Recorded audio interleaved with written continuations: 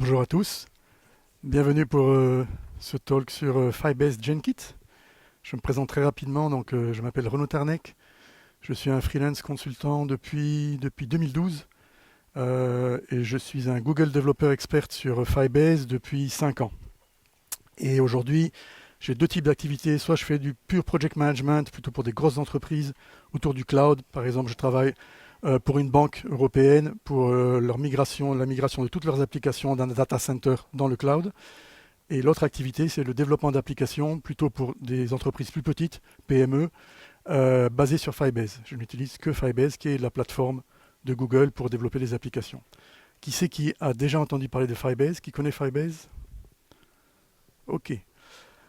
Euh, eh bien, Firebase, c'est la plateforme de développement d'applications web et mobiles de Google et qui va vous aider à améliorer, à créer d'abord, améliorer et développer votre application. Alors, on va commencer déjà un peu par utiliser Firebase. Moi, j'ai envie qu'une intelligence artificielle nous souhaite la bienvenue. Et donc, j'ai créé quelques petites pages web. Je vous montrerai le code tout à l'heure. Donc, c'est une application web très très simple, mais qui va interagir avec Firebase GenKit, qui lui-même va permettre d'interagir avec différents LLM, différents modèles de génération de AI. D'accord? Donc là, je vais me loguer et j'arrive. Ah ben, il faut que je refasse. J'arrive avec un simple formulaire qui va nous donner un message de bienvenue et va nous donner quelques conseils diététiques. Diététique, qu'est-ce qui est par exemple bon pour le cerveau? Est-ce que vous avez une idée d'un aliment qui est bon pour le cerveau? Pas le coca. Bon, alors, les œufs par exemple. Je sais que les œufs sont bénéfiques, donc je tape œuf et je fais go. Et là, j'ai Gemini qui nous souhaite la bienvenue, qui nous dit bonjour à tous les experts en informatique, bienvenue à DevFest Mons. Il nous explique pourquoi ce type de conférence est intéressant. Et puis, il nous donne des infos sur l'impact des œufs sur le cerveau. Okay, donc ça, c'était une petite introduction. Je vous montrerai après tout le code pour générer ce fonctionnement et cette application. Vous verrez qu'en quelques lignes, on arrive à faire quelque chose très rapidement. Je repasse sur les slides. Donc, on a parlé de Firebase. Donc, pour ceux qui ne connaissent pas, donc, comme je le disais, Firebase, c'est la plateforme de développement d'applications web et mobile de Google. Firebase propose tout un ensemble de services qui sont soit orientés vers le build, vers le développement. Donc, vous voyez, il y a tout un ensemble de services. Il y a des bases de données NoSQL, des bases de données SQL. Il y a un service de stockage de fichiers, Cloud Storage. Il y a un service d'authentication. Il y a des services de hosting d'applications web. Il y a un service de database SQL qui s'appelle Data Connect. Et enfin, il y a GenKit, qui est le sujet de la présentation d'aujourd'hui. Et Firebase propose également tout un ensemble de services pour faire tourner, pour runner votre application, donc pour pouvoir la monitorer, pour pouvoir éventuellement l'améliorer en fonction du comportement des utilisateurs. Mais aujourd'hui, on va vraiment se focaliser sur GenKit. Avant qu'on rentre vraiment dans GenKit, quelques informations sur la manière dont Firebase fonctionne. Traditionnellement, il y a quelques années ou plus de 10 ans, on avait des architectures multi-tiers. On parlait de three tiers application, d'accord, avec un front-end, un serveur d'application ou qu'on appelait aussi middleware, et derrière soit une base de données, soit un système de stockage de fichiers. Avec Firebase, en fait, Firebase va fournir l'ensemble des services que j'ai montrés, qui sont des services dans le cloud, donc back-end as a service, donc ils sont hostés et maintenus par Google /Firebase, Firebase étant une entité de Google, ou en tout cas une équipe au sein de Google Cloud. Ces services sont hostés et maintenus par Google, et ils sont offerts par Firebase, mais Firebase offre en plus tout un ensemble de SDK qui vont vous permettre de développer, d'intégrer dans vos applications les services dans le back-end de Firebase, c'est-à-dire de pouvoir les appeler et de recevoir les réponses. Par exemple, écrire dans une base de données, par exemple, s'authentifier, par exemple, downloader un fichier qui est stocké dans Cloud Storage, etc. Et vous avez des SDK pour le web, pour iOS, pour Android et pour Flutter. Et donc, vous couvrez presque tous les cas d'application et vous verrez dans le code que je vais partager avec vous qu'il est vraiment très très rapide d'interagir avec les services de Firebase. Est-ce que vous connaissez ce petit animal, non? Qui c'est qui connaît? Personne ne connaît Sparky? Ah, quand même, il est où Sparky? Ah, il est là-bas, je vous le montrerai tout à l'heure. Euh, Sparky, c'est la mascotte de Firebase. Et pour Flutter, on a Dash, qui est un petit oiseau tout bleu, vous avez peut-être vu ça.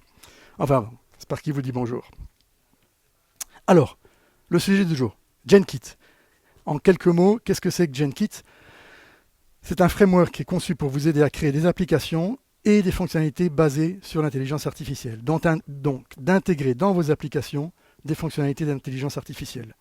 Ça fonctionne avec n'importe quel API de modèle d'IA générative, donc pas uniquement les modèles de Google, mais également tous les modèles qu'on peut trouver via des plugins. Donc je vous montrerai tout à l'heure un peu la liste des plugins modèles qui sont disponibles. Cette liste n'arrête pas de grossir jour après jour. Donc GenKit vous permet d'utiliser très grand nombre de modèles LLM. C'est un ensemble de librairies open source qui sont faites pour soit Node.js, soit Go. Donc vous pouvez en fait déployer, du moment que vous avez un serveur Node.js, vous pouvez déployer GenKit et donc avoir un back-end IA pour votre application. Et comme je l'ai dit, il y a de nombreux plugins qui sont développés par la communauté. C'est un produit qui a été lancé au dernier Google I.O. en mai, si je ne me trompe pas. Et depuis, ça ne fait qu'accélérer. Et il y a une équipe de choc chez Firebase qui est dédiée à cette plateforme et une communauté qui est grandissante. Donc c'est intégré à Firebase et Google Cloud, mais vous pouvez tout à fait utiliser GenKit indépendamment de tout service Google. Du moment que vous pouvez le déployer sur un serveur Node.js, vous pouvez utiliser, comme je l'ai dit, un LLM de votre choix. Vous pouvez utiliser un service d'authentication de votre choix. Donc, c'est complètement ouvert. Alors, ce qui est important, c'est que c'est actuellement en version bêta. Donc, comme je le disais, l'équipe est très active. Elle sort des nouvelles versions assez régulièrement. Donc, pour le moment, c'est peut-être plus le temps d'explorer et de voir comment cet outil marche, mais dans quelques mois, ça passera en General Availability, en GA, et ça sera prêt à être utilisé dans des applications de production. Alors, quelles sont les capacités? Je résume, parce qu'on pourrait rester 2 ou 3 heures sur GenKit, et il y a certaines parties que je ne vais pas mentionner, parce que ça nous prendrait trop de temps.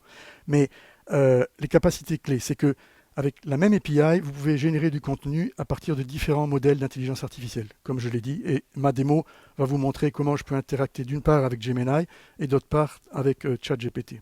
Et vous pouvez switcher de modèle extrêmement facilement. Input, output multimodal, donc texte, image, vidéo, audio. Donc je parle bien d'input, également d'output, c'est-à-dire que vous pouvez appeler des modèles qui vont vous générer des images ou des vidéos.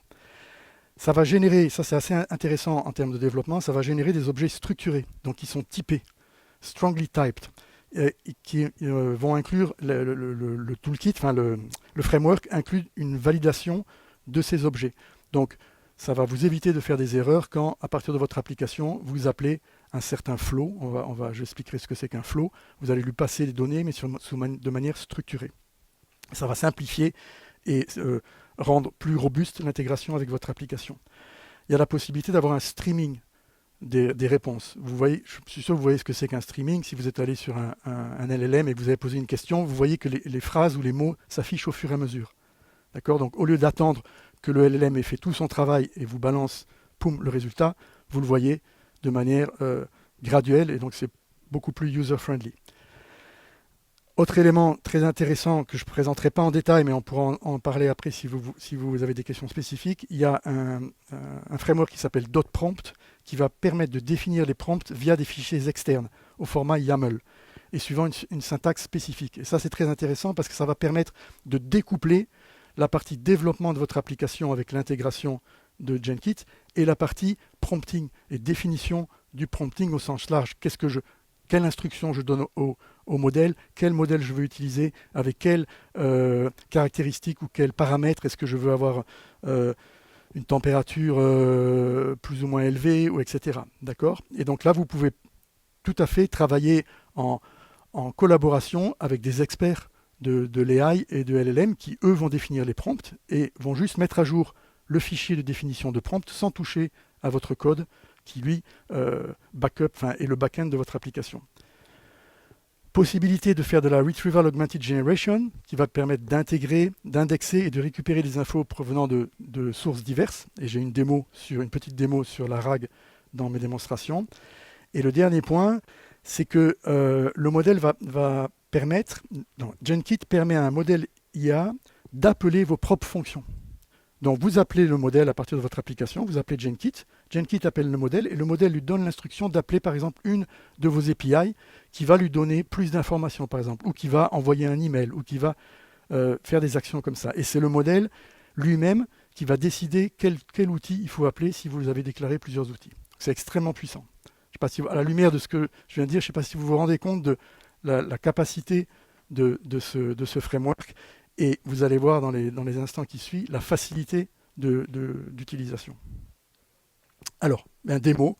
Donc, on a vu ici la petite démo avec le message de bienvenue. Je vais vous montrer un peu le code. Donc, alors, est-ce que je sais faire un zoom? Vous voyez, c'est assez grand? Non, alors, contrôle quoi? Contrôle plus. Voilà, parfait, merci. Moi, je suis un vieux de la vieille. Alors, ce qu'on a vu ici, c'était le fichier démo 1. Okay, donc, comme je vous l'ai dit, c'est un simple fichier basé sur Bootstrap et jQuery. D'accord, une vraie application, on utiliserait Angular, Vue.js, React, une application web, ou en application mobile, on utiliserait les langages de développement. Ce que je veux vous montrer ici, c'est que j'ai tout simplement un bouton, d'accord, qui s'appelle Welcome Flow, d'accord. J'ai un champ dans lequel j'ai mis l'ingrédient, c'était l'œuf, quand j'ai fait ma petite démo, j'ai mis l'ingrédient pour lequel je voulais que Gemini me donne une recommandation. J'ai donc un champ avec un ingrédient, j'ai un bouton, et si je descends tout en bas, je regarde qu'est-ce que fait ce bouton. Ce bouton, il appelle une fonction qui s'appelle Call Welcome Flow. Alors, qu'est-ce que c'est qu'un flow? Un flow, c'est un peu la fonction de base de GenKit. C'est-à-dire, vous allez appeler un flow pour commencer une conversation avec le modèle. Ça peut être juste un appel au modèle, quel que soit le modèle de LLM.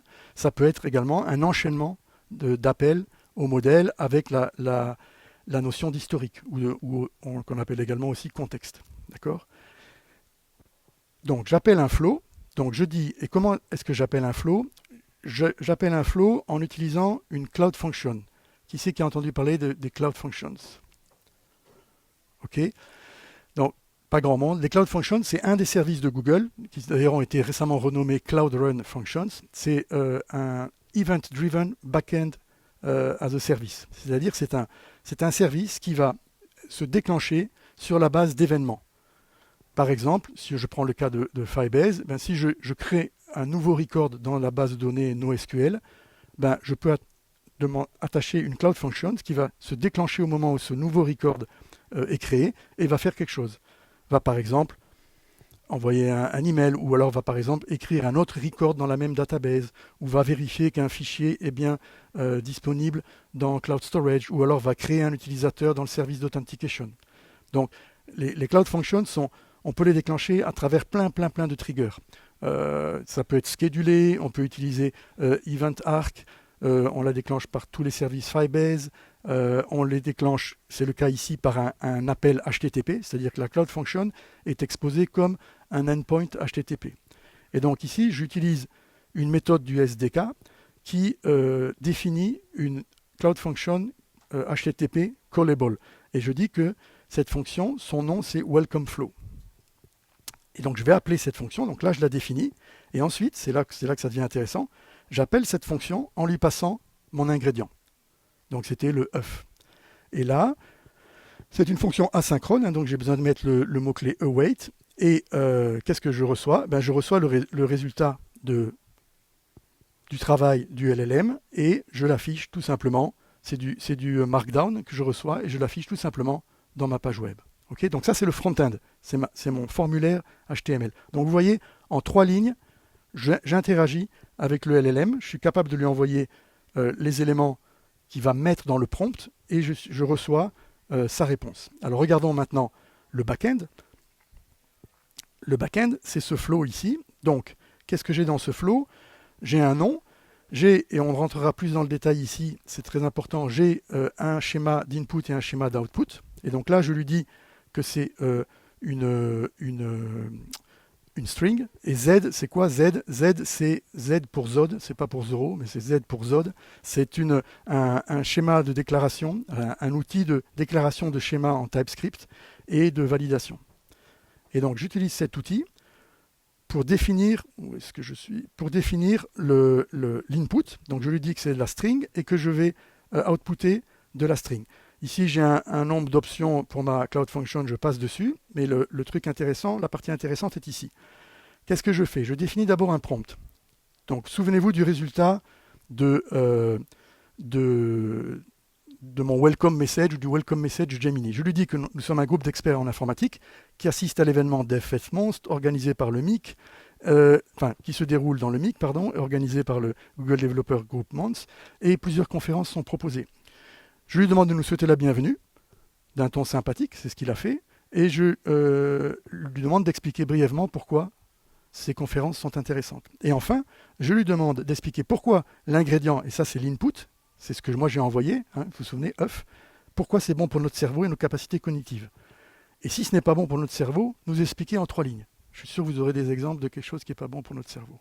On va pouvoir faire le test. Et ensuite, j'appelle la fonction generate, et ça, la fonction generate, c'est presque une primitive dans Jenkit, c'est vraiment la fonction de base, c'est la fonction qui permet d'interagir avec un LLM. Et donc là, je lui dis que je veux utiliser Gemini 1.5 Flash, que je veux utiliser le prompt que j'ai défini ici, que je mets une certaine température, et puis, encore une fois, c'est une fonction, une méthode, asynchrone, donc j'utilise await et je reçois ma réponse, d'accord, et sous la forme de la variable LLM response, et je retourne à l'appelant, ici en fait c'est une cloud function, je vais retourner le texte contenu dans la réponse. Est-ce que c'est clair pour tout le monde? Vous voyez bien le truc? Vous voyez en quelques lignes ici, j'ai interagi avec un LLM et je lui ai fait me répondre à la question. Alors, ce qui est intéressant, c'est que Jenkit, c'est non seulement un framework de développement, mais c'est surtout, également, un framework de test, de tracing, d'observability. Et je vais maintenant lancer la console de Jenkit et on va regarder ce flow plus du back-end, de la vision développeur et pas de la vision utilisateur qui, elle, était à travers le browser. Donc ici, je vais aller. Alors ici, je suis dans la route de mon projet. Je vais aller sous les fonctions Node. Et là, je vais faire Jenkit Start. Et donc là, qu'est-ce qu'il va faire? Il va me lancer. Il va lancer la console de Jenkit. Ça prend un tout petit peu de temps. Oh, il faut que je mette ça. Aïe, aïe, aïe, aïe, aïe. Là, je vais être obligé je me débranche 2 minutes. Je fais les exports qu'il faut avec des clés. Je l'avais pourtant préparé, mais c'est le démo effect. Hop. Heureusement que je les avais gardés sous la main.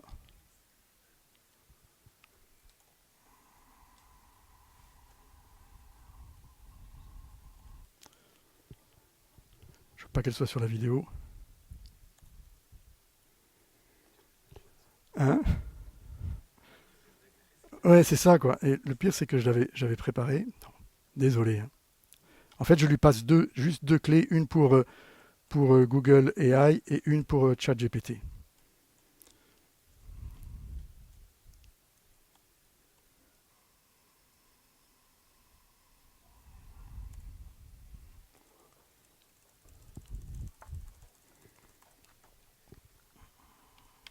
Hop. Non. Voilà. Elles sont passées sur la vidéo. Donc, là, il va initialiser le plugin Firebase. Il est quelle heure? Il est 11h. Il me reste combien de temps, en fait? Il faut que je fasse attention au temps. OK. Il m'a lancé mon UI. Et donc ici, je suis sur la console qui est web-based, la console de Jenkit. Et là, on retrouve mon premier welcome flow. OK? Et on retrouve ici mon input. Donc par exemple, si je lui dis ici oméga 3, ben, oméga 3, c'est aussi bon pour le cerveau. Donc il me redit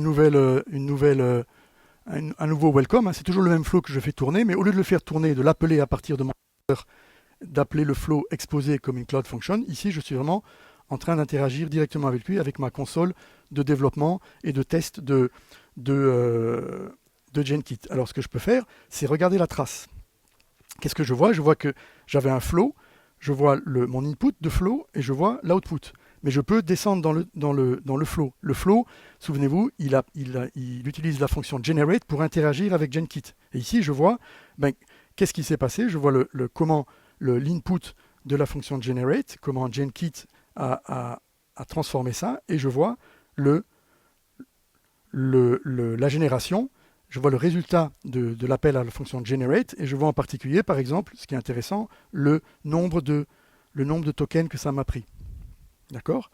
Mais je peux également aller un peu plus loin, c'est-à-dire que je peux lui demander de le passer de prendre ce flow et de le mettre dans la console Jenkit pour que je puisse interagir de manière encore plus profonde avec lui. Par exemple, je peux lui dire que je veux avoir une température de 1. Et si je fais run, eh bien à ce moment-là, hop, je vois la réponse qui est différente de celle que j'avais. Mais je peux également tester tous les LLM que j'ai déclarés dans mon projet. Donc ici, je suis avec Google AI, mais je peux très bien utiliser, par exemple, GPT-4. GPT-4, et je vais lui dire que je veux une température très très basse.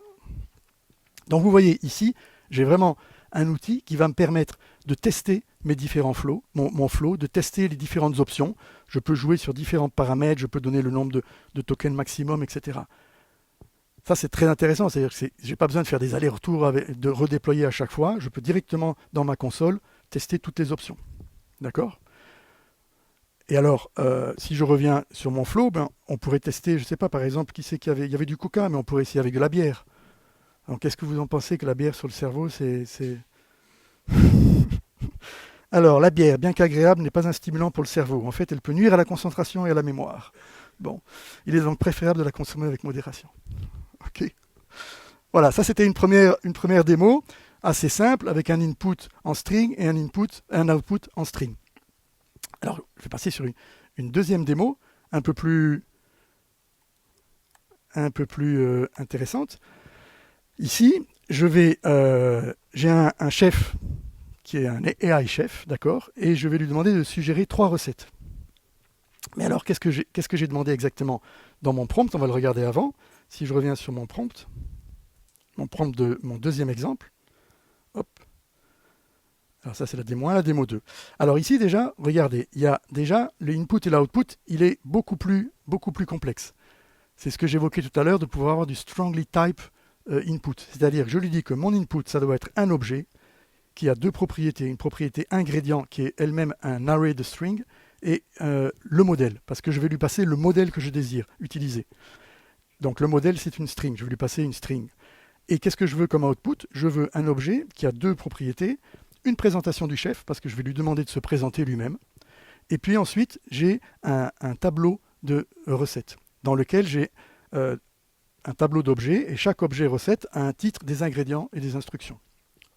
Donc si jamais, imaginez que vous êtes une grosse équipe de développement, si jamais votre développeur front-end appelle ce flow sans passer le bon format d'input, ou alors sans utiliser correctement le format d'output, ça ne va pas marcher, il va recevoir une erreur. Et donc on verra tout de suite l'erreur bien avant que l'application soit déployée. Et qu'est-ce que je lui dis alors comme prompt? Alors je suis passé en anglais parce que c'est une démo que je prévois de faire ailleurs. Donc tu es un cook chef, je veux que tu donnes ton nom exact. Ton nom, c'est le nom de ton LLM modèle, d'accord? Donc n'essaie pas d'inventer un nom marrant, donne-moi ton nom. Et alors tu vas générer une présentation de toi-même et expliquer pourquoi tu es un chef fameux. Et donc, tu ne dois pas dépasser 40 mots, d'accord, incluant ton nom. Ensuite, sur base de la liste d'ingrédients, je voudrais que tu me génères 3 recettes différentes qui vont aller dans cet array de recipes. Et ensuite, je veux que cet array contienne un titre, une liste de maximum 6 ingrédients et un petit résumé de ma recette. Donc voilà les instructions que j'ai données. Donc ici, je ne sais pas, donnez-moi des ingrédients. Farine. Oui, mais alors c'est en anglais. Alors attends, je vais le faire parce qu'on va dire beef, carrots, cream. Donc ici, vous voyez que je peux choisir le modèle que je veux. Donc à partir du front-end utilisateur, je peux même décider quel modèle utiliser. Bam. Donc, alors, ça, je vais demander au Googler pourquoi quand je lui demande son nom, il me dit Bard. C'est que c'est l'ancien nom de. J'ai pas réussi à lui faire dire Gemini.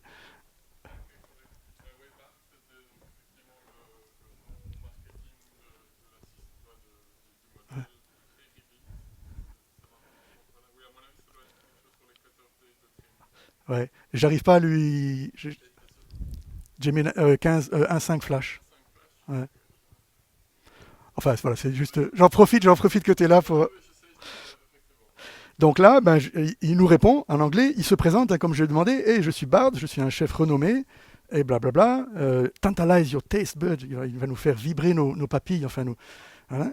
Et alors, il me présente les trois recettes. Alors maintenant, on peut regarder qu'est-ce que ChatGPT va me répondre, hein, si je lui demande. Alors, ChatGPT, il est un tout petit peu plus long. Alors, ce qu'il faut savoir ici, c'est que ma base de données et mes Cloud Functions sont aux USA, en fait. Je ne les ai même pas déployés en Europe. Donc, vous voyez, ça va vite. I'm ChatGPT, a renowned chef, blablabla, et également 3 recettes. Ok. Alors, comment est-ce que j'ai fait ça? Donc, ce qui est intéressant, on a vu comment je l'avais fait le prompting. Ce qui peut être intéressant, c'est la manière dont je change le modèle. En fait,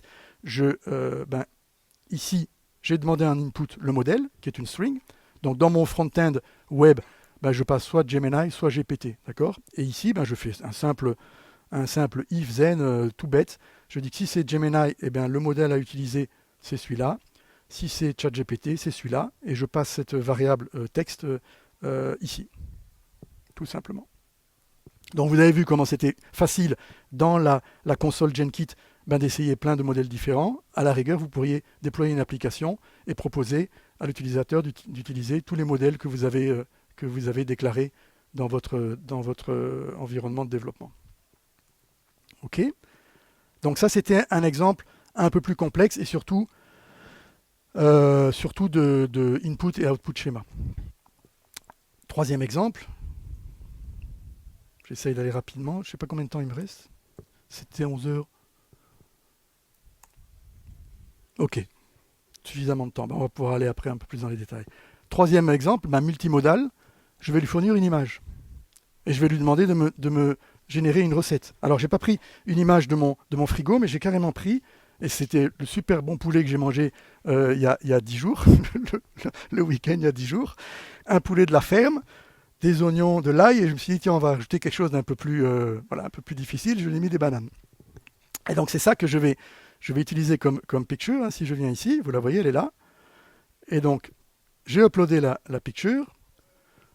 Alors bon, là, il faut que la picture se upload. Il va l'analyser et boum, il me sort. Alors, je lui ai demandé quoi? On regardera. Je lui ai demandé d'abord de me lister les ingrédients. Donc, il est quand même bien précis. C'est pas mal, hein? C'est pas mal. J'ai l'intention d'essayer avec une photo de mon frigo en entier et voir ce qu'il arrive à. J'en ai une autre où il y a un petit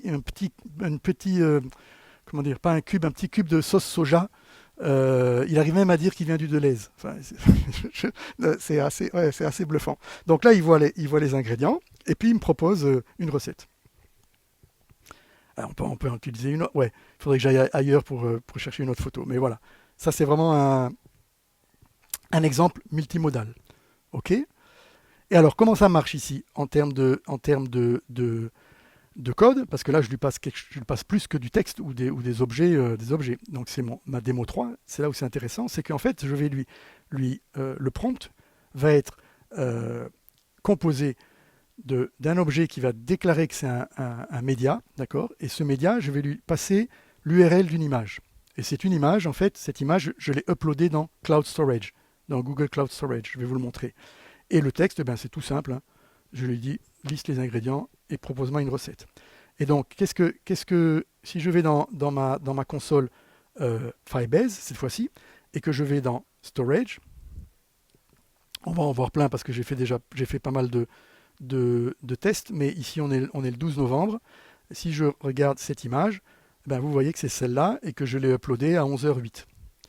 Donc à partir de mon browser, si je reviens sur ma démo, c'est la démo 3.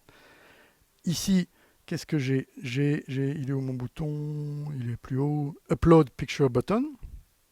Qu'est-ce que je fais? C'est un tout petit peu plus complexe, mais c'est pas vraiment ce bouton. Donc il y a beaucoup de code ici qui est du code HTML rien que pour faire la sélection et l'upload de l'image. D'accord? Donc je sélectionne le fichier, je le passe en une fonction upload file, et dans cette fonction upload file, eh bien, extrêmement simplement, de la même manière que j'appelle mon flow exposé comme Cloud Function, ici en 5 lignes, j'upload à partir de mon browser une image vers Cloud Storage. C'est la même chose pour Android, iOS, etc. C'est la même concision de code. C'est quelques lignes et boum, j'interagis avec le backend de service de Firebase. Donc, je prends c'est même pas 5 lignes, hein, puisque là, je prends le nom. Je crée une référence dans le service storage avec ce nom de fichier. J'upload le fichier que je lui ai passé ici avec sa référence. Donc là, il est uploadé dans Cloud Storage. Et pour pouvoir passer une URL à Jenkit, j'appelle la fonction asynchrone getDownloadURL en lui passant la référence du fichier. Il va me retourner l'URL de cette image et je passe cette URL à une fonction qui est un peu plus basse et qui fait toujours la même chose, hein, on le voit à chaque fois. Qu'est-ce que je fais? Je déclare ma fonction HTTPS callable qui qui identifie le flow que je vais appeler et j'appelle cette callable fonction en lui passant l'URL de l'image.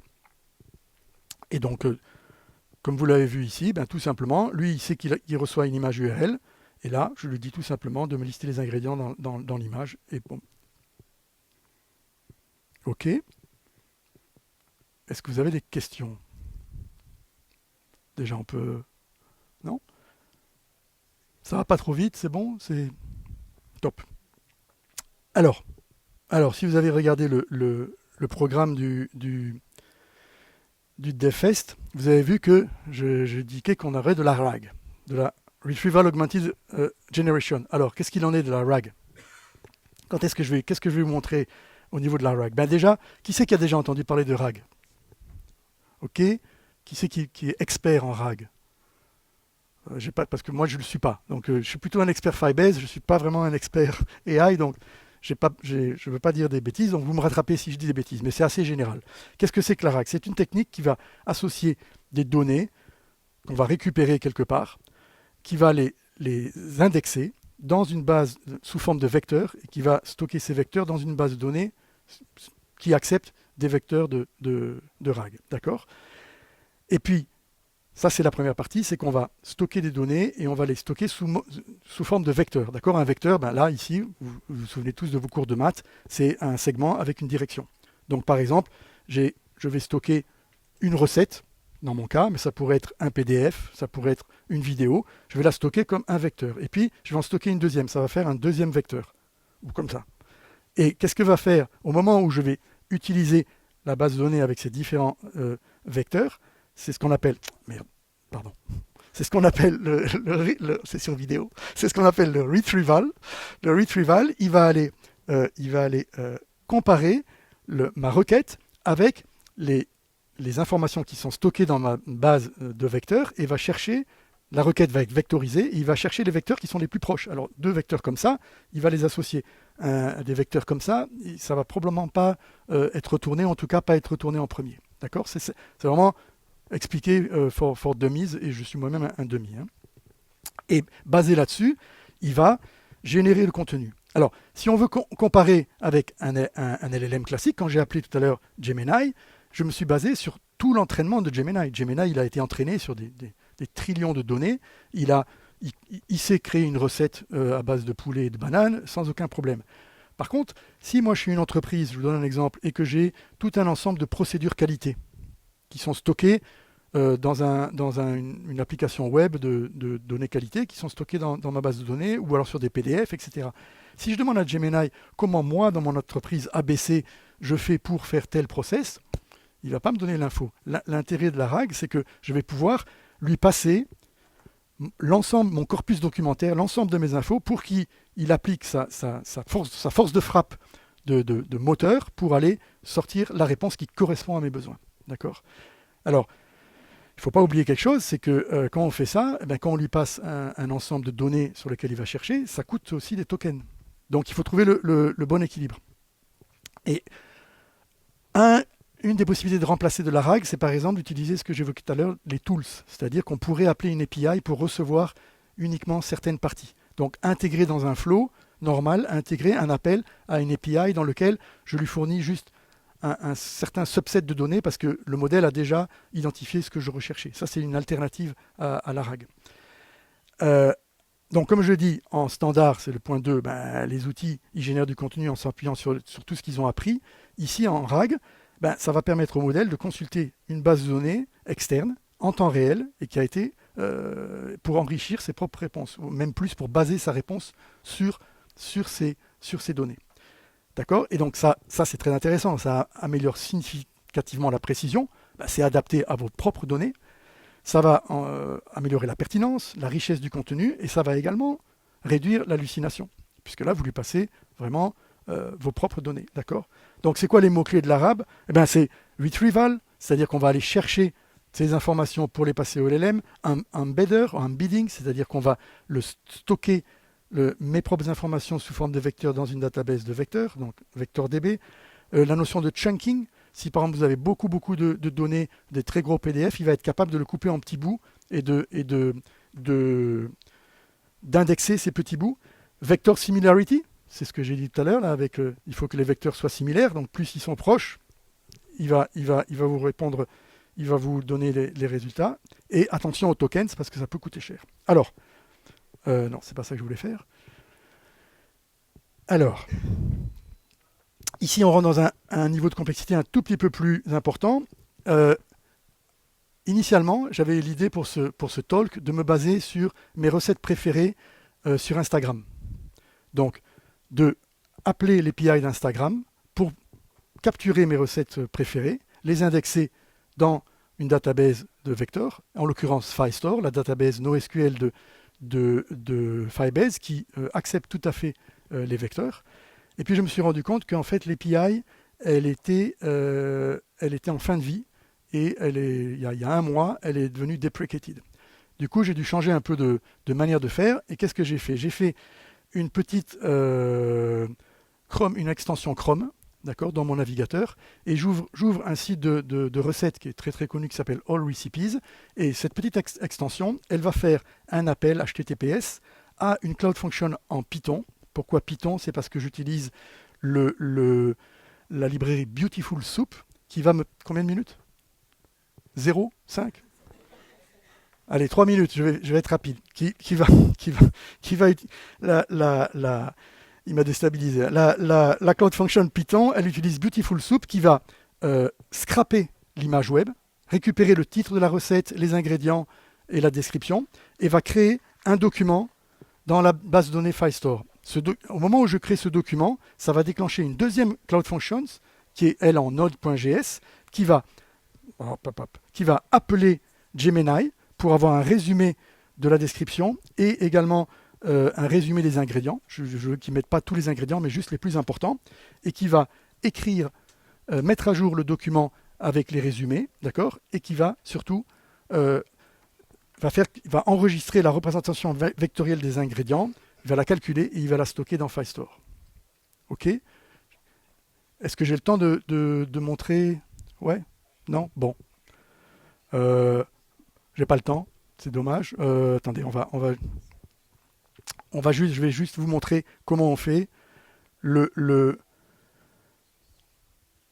choses. La première chose, c'est que je déclare un FileStore Retriever. Donc ça, c'est ce qui va reprendre l'information de FileStore. D'accord ? Je dois donner un nom à ce Retriever. Je dois lui dire que je déclare FileStore, que c'est dans la collection Recipes, et que je veux le champ de contenu ingrédient, et que le vecteur, c'est dans le champ embedding, et que l'embedder, c'est text embedding gecko 001.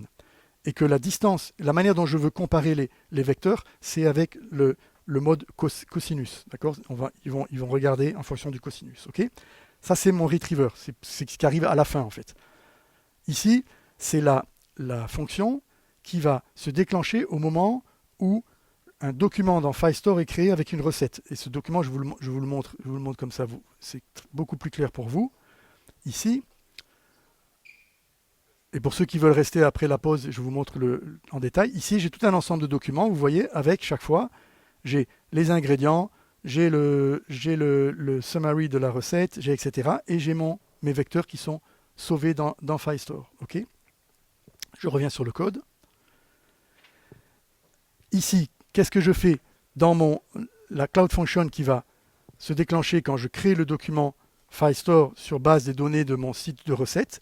Il va appeler un LLM pour faire des résumés de la description de la recette, parce que je trouve que la plupart du temps elle est trop longue, donc je la veux plus courte. Et ensuite, je veux que sur base de toute la liste des ingrédients, qui extrait les 5 plus importants. Et ces 2 valeurs, il les remet dans le document. Ça, c'est une première chose. Et deuxième chose, il va faire un embedding, et c'est ça qui est important ici, c'est qu'il va appeler la méthode embed en lui donnant le nom de l'embedder et le contenu. Donc ça va me générer les vecteurs, d'accord, que je mets dans la variable embedding. Et ensuite, ici, je vais updater mon document en disant que dans le field embedding, je prends la valeur de embedding sous forme de vecteur. C'est clair, j'y vais un peu vite, mais en gros, je fais, comme j'ai expliqué, je fais 2 choses. Je scrape une page web, je prends les ingrédients, les recettes, j'en fais des versions un peu plus courtes parce que je ne veux pas montrer des dizaines de choses. Je vectorise les ingrédients, je le stocke dans la base de données. Et ensuite, au moment où je vais appeler ma recette, je peux rapidement montrer la démo 4, mais ça va pas vous... Ce qui est intéressant, c'est surtout le code. C'est qu'ici, si je dis par exemple chicken, qu'est-ce que je vais recevoir? Je vais recevoir des recettes, et ces recettes-là, elles viennent de ma propre base de données. Elles ne viennent pas du LLM, d'accord? Et si par exemple je mets chicken et que je mets soya, par exemple, vous allez voir que ça s'est inversé, et que parce qu'ici on trouve de la sauce soja, soy, j'aurais dû mettre, d'accord? Si je mets par exemple oyster, il arrive à faire une espèce de similitude entre soy et sauce oyster. Ça, c'est les mystères du LLM. Il arrive à faire que les vecteurs soient assez similaires. Voilà. Et peut-être que je peux vous montrer rapidement comment marche le scrapping. Je prends une recette de chicken, par exemple. Là, vous allez voir, j'appuie sur mon extension. Hop, je viens vite dans ma database ici. Qu'est-ce qu'on va voir? Hop là, vous voyez qu'il y a un nouveau document qui s'est créé. Vous allez voir un deuxième blink. Ça, c'est la deuxième Cloud Function. Ça a été super rapide, en fait. Il a immédiatement... Voilà, un deuxième. Et là, c'était ici. Il a sauvegardé le vecteur. Donc, la première chose qu'il fait... Allez, j'essaye une deuxième. J'avais des turquets, mais bon. Chicken. Je prends ça. Je fais ça. Je vais ici. C'est super rapide. J'arrive même pas à voir les 2 étapes. Donc voilà, donc ici, vous voyez, en fait, j'avais les recipes ingredients, et ça, les main ingredients, qui sont au nombre de 6, c'est ce que j'ai demandé au LLM. J'ai demandé au LLM de faire un résumé de ces ingrédients pour avoir les ingrédients les plus importants pour la recette. Voilà, je m'arrête. Merci à vous, et je suis à disposition.